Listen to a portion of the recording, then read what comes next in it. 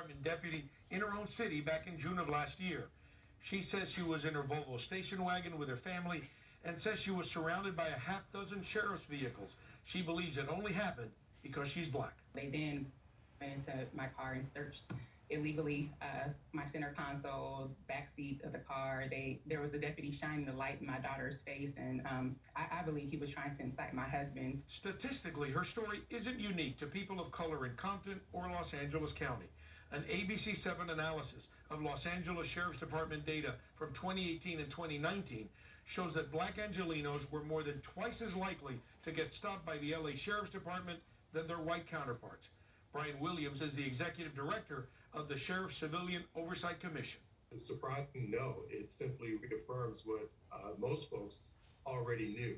ABC7 found the stop rate for black residents was about 75 per 1,000 people during these years, but the rate of arrest for white residents was only 29 per 1,000 people. Also, black residents made up nearly 18% of the stops, but just 8% of the LA County population.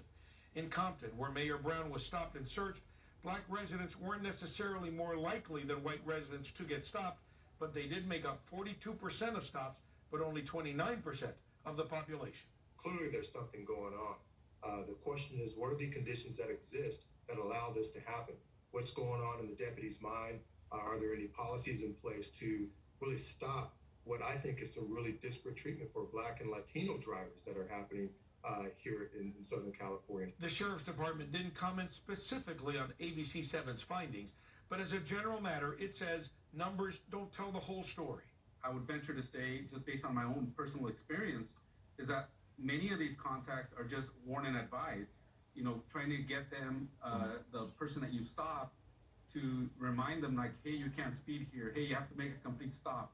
And a lot of those are just warning and advice and not necessarily stops that have led to citations. Jermel Henderson is a restaurant owner and new father who says he was also pulled over at gunpoint by sheriff's deputies in Compton. She just looked at me and did a U-turn and got behind me and pulled me over for no reason. And when she hopped out the car very aggressive with her gun drawn, like for no reason, I asked her why she was doing that. She said, oh, this is what we do in Compton. ABC7 found the LAPD stop numbers from the last decade show blacks were 4 times more likely to be stopped by police than whites. In the last 10 years, LA police have stopped nearly 8 million pedestrians and drivers. About a quarter of those stopped were black, but less than 1 in 10 of the LA City population is black. We reached out for a response from the LAPD, but they were not able to accommodate our request at this time. The data also shows LASD didn't find any more contraband from searching black residents than from white residents.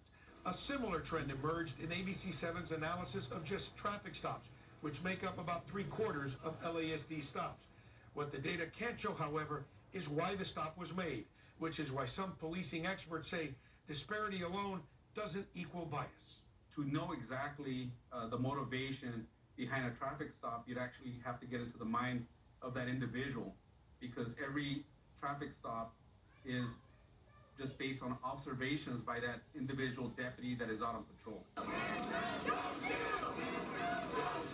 Protests like these have erupted all over Southern California and the country.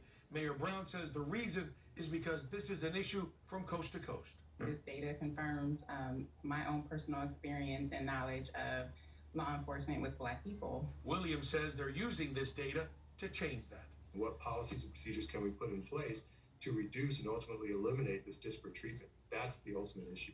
I'm Carlos Granda, ABC7 Eyewitness News.